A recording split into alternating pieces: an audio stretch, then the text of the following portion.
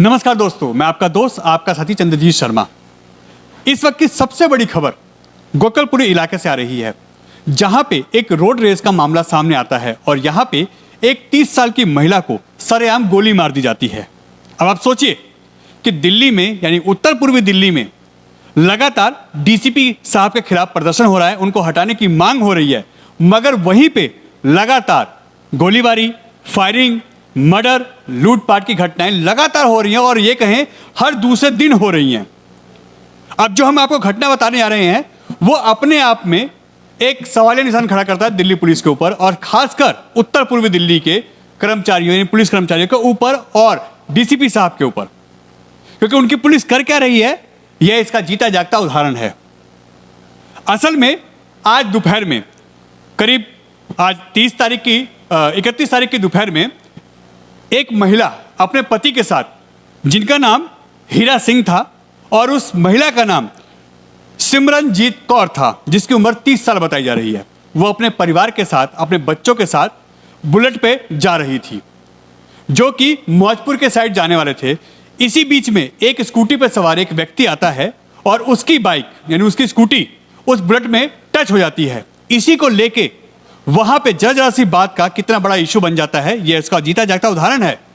Bike और scooty टकराने के मामले में जो दूसरा व्यक्ति था वो अपनी बंदूक से उस महिला के ऊपर फायर कर देता है, जिससे उसकी मौत हो जाती है। जब उसको जीटीबी ले जाता है तो वहां पे उसको जो डॉक्टर होते हैं वो मृत घोषित कर देते हैं। मगर अब आप सोचिए कि जहां ये हुआ ये गोकलपुरी फ्लाईओवर के ऊपर हुआ है और वहीं से इस समय अगर हम बात करें तो कांवड़ यात्रा इस समय चल रही है और इस समय सबसे ज्यादा कांवड़िए दिल्ली में एंट्री कर रहे हैं। वो भी कहां से? गोकलपुरी मेट्रो के नीचे से गोकलपुरी चौक पे ही आ रहे हैं, क्योंकि सभी पाइपलाइन से या मुरादनगर के जो गंग नहर है वहां से इसी रूट को पकड़ते हैं और वहां पे गोकलपुरी थाना भी है। वहां अगर सरेआम गोली मारी जाती किसी महिला को तो आप सोचिए कितना बड़ा हादसा है ये। उनके उस महिला के 2 बच्चे हैं और साथ ही साथ अब जो बताया जा रहा है कि वो व्यक्ति गोली मारने के बाद वहां से फायरिंग करने के बाद वहां से भाग जाता है और पुलिस कुछ नहीं कर पाती। यानी जो लोग कह रहे हैं कि इस समय उत्तर पूर्वी दिल्ली के हालात खराब हैं, वो हकीकत में इस जो घटना के बाद और इस पे सवाल निशान खड़ा होता है और इस पे मोहर लगती है कि हकीकत में ऐसा है। आखिर डीसीपी साहब की पुलिस कर क्या रही है? जहां गोली चलती है वहां से मात्र चंद कदम की दूरी पे गोकलपुरी थाना है, वहीं पे कांवड़िए लगातार आ रहे हैं और जा रहे हैं। अगर ये गोली उस महिला को नहीं लगी होती और ये गोली इधर उधर हो जाती तो आप सोचिए वहां कितना बड़ा तांडव होता।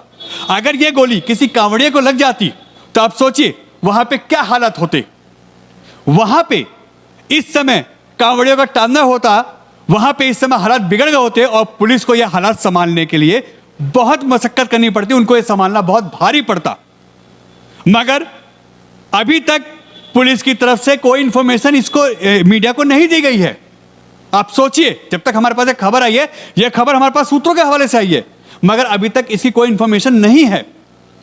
ये जो महिला है इनके पति गुरुद्वारा बंगला साहब जो कि सराय काले खां के पास है, वहां पे सिंडिकेट बैंक जो है उसमें, पंजाब सिंडिकेट बैंक, उसमें वो सर्विस करते हैं और वो अपने परिवार के साथ मौजपुर जा रहे थे। अब आप सोचिए कि सरेआम गोलियां चलती हैं, थाना बगल में है, कांवड़िए बगल से निकल रहे हैं और पुलिस कुछ नहीं कर पाती। जो व्यक्ति गोली मारता है, जरा सी बात पे गोली चल जाती है, वो वहां से गोली मार के फरार हो जाता है और पुलिस के हाथ अभी भी खाली हैं।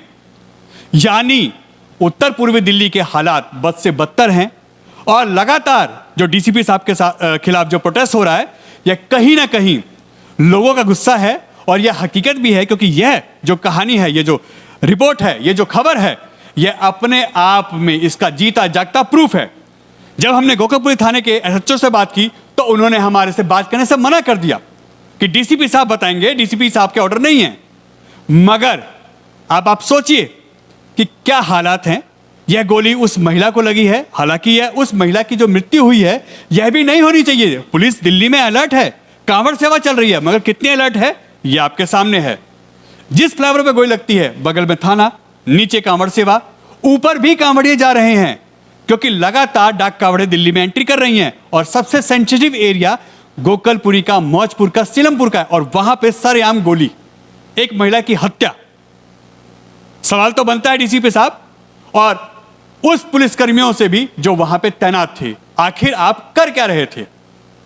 शर्म की बात है हमारे लिए कि हमारा उत्तर पूर्वी दिल्ली इस समय बहुत ज्यादा सेंसिटिव हो चुका है।